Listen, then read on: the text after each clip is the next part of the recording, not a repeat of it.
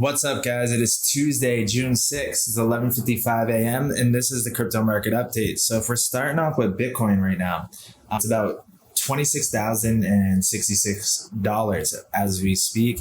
Yesterday, we had hit that bottom to a T saying that the local bottom was in. There was nothing to worry about. And that call was perfect. Let's dive into where we're at now and where I think we could go the rest of the week and basically what could happen going into next week, because in my video yesterday, I covered talking about June 12th and how looking at the fractal pattern back right here, using this as the anchor and going to the left. Let's cover it again. So let me just grab that bars pattern, grab it right here at the anchor, pull it to here, and then we're going to flip it and then drag it back to the anchor.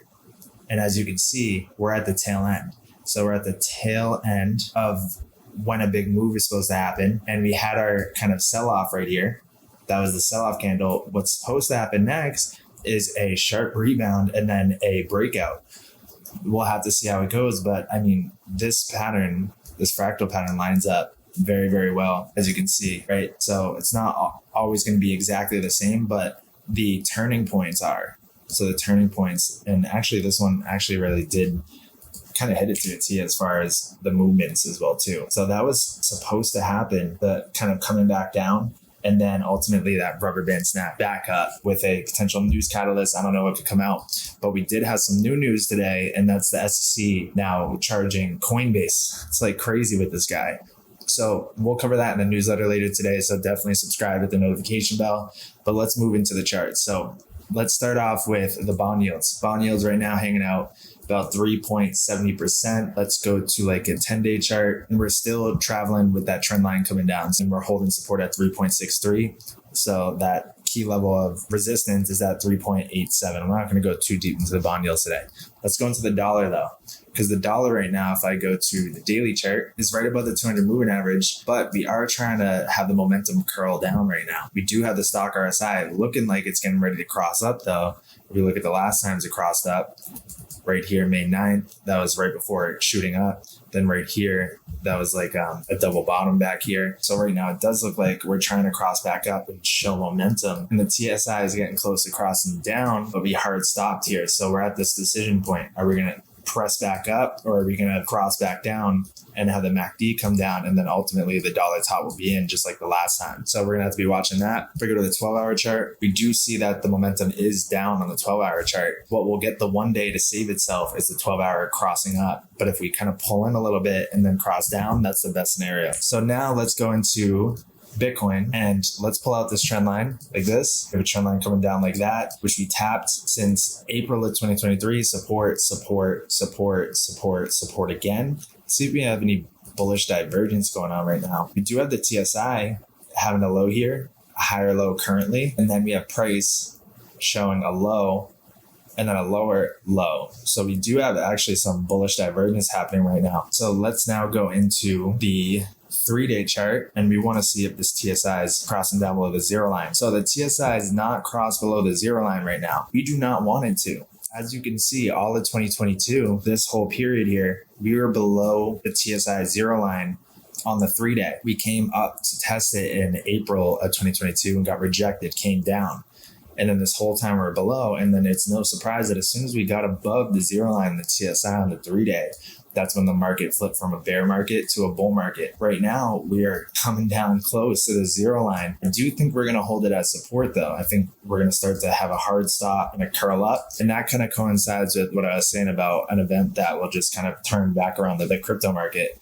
Then we have a low and a lower low here. So this is back from March. Wow, we have some mega hidden bullish divergence right now, because we have a low and a way lower low in the TSI, but we have a low and then a way higher low on the 3-day chart as well too for Bitcoin. And the stock RSI has cooled off. We came up, we tried to get above this 20 line and go straight up, but we crossed back down, but that's okay. Usually that just gives it enough juice to then do it. So we need to see that 3-day stock RSI cross up. So now let's go to the weekly chart. So the weekly chart is still above the 50 line in the stock RSI. We want to see that hard stop there and cross up again. Kind of like back here, like October, September 2020, he pulled down to that 50 line in the stock RSI on the 1 week. Yeah, now we have Bitcoin at 26,121. That call was Perfect.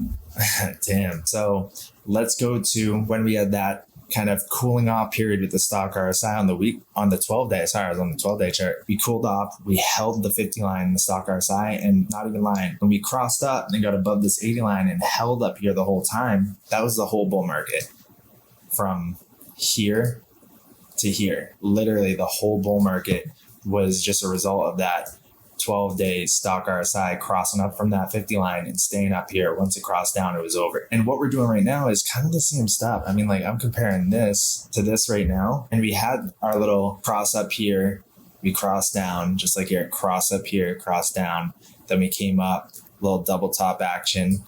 Then we came up, little double top action, and then we pulled down. We're in that pull down phase of back here, and that coincides with our fractal we've been talking about back on September, October, late 2020, this higher high, higher low, higher high, higher low. And we're at the tail end phase where we have us hold this 50 line, and then the next cross up on the 12-day is likely going to be fireworks to the upside, likely going to be fireworks. So we have a lot of things lining up as far as we're at a moment where maybe this will come down, cool off till late June.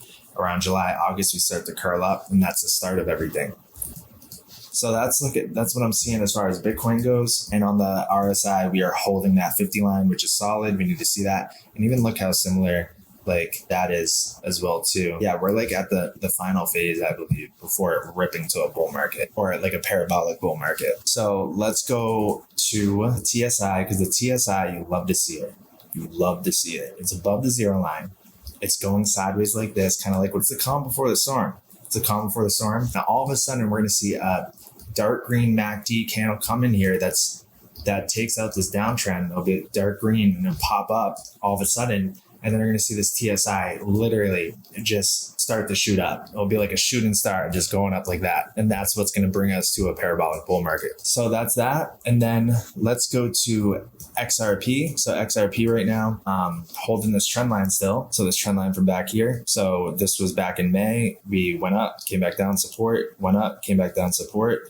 I believe that if I throw in the fib forecaster, yeah, we got rejected right off that key fib zone. Rejected, came right back down to the 1618 upon a break of the 786, came right down to it, tapped it, which coincides with this very important support over here. So yeah, the support, when we broke it, we tanked. This is normal. Like, I didn't expect for us to shoot straight up through this. You'll get rejected at first, come down, and then give it another whack. And then I believe the next one would be the one that would get us up there. So that's what I'm watching for XRP, is us to hold that 49.4962, hold that as support, not breaking below it, and then reclaiming around 52 and a half cents. Then we'll give it another whack at 54 and a half. We break above it, I'm targeting 63.73 and then $1. So another thing is XRP to Bitcoin. So XRP to Bitcoin right now actually broke above that important fib zone there. So it broke above it. It's a 12-hour chart. We have this trend line coming up like that. We could come back down a little bit and retest the trend line. But yeah, we broke above it right now. And then yesterday we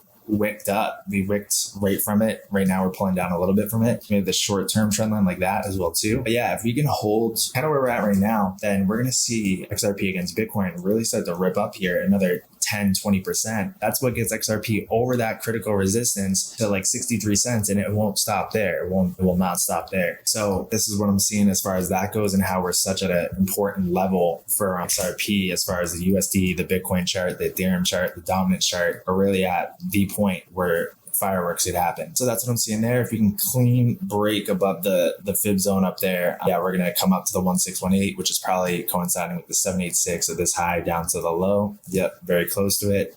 And that would be a 10 to 20% move on XRP if Bitcoin stays flat. If Bitcoin goes up 5%, it would be a 25% move, which would bring XRP to that 68 cents, 73 cents. So let's go to XLM, 12-hour chart. XLM still holding that key fib zone here. It actually came right back down into it. I think we said that in the video yesterday that was going to happen. It was going to come back down, retest it, but ultimately close the body of the candles above it. That's what we're seeing so far. If we go to the 1-day chart, that's what we're seeing so far as well too. So we are at, with the TSI, looking like we're going to cross down. I think we could just hard stop and cross up, have the MACD come green. Let's get above the zero line in the TSI, and then we'll start to rip. Then the stock RSI is coming down to retest this 50 line here. If we can hold that and cross up, we're going to rip. And then let me go to the weekly chart real quick. Yeah, even on the weekly, we're holding that critical dip zone.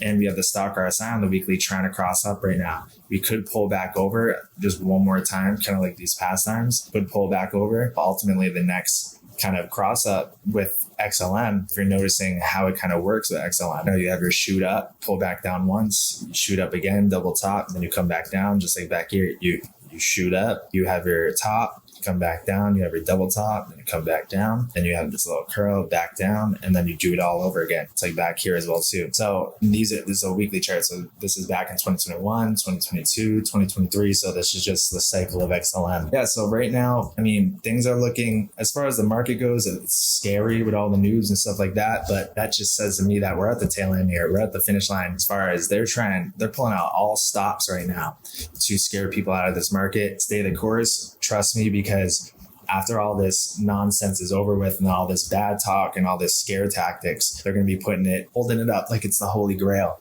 right? So that's it for this video, guys. This is a crypto market update. I'll see you in the next video. We're going to cover the news. So I'll see you over there.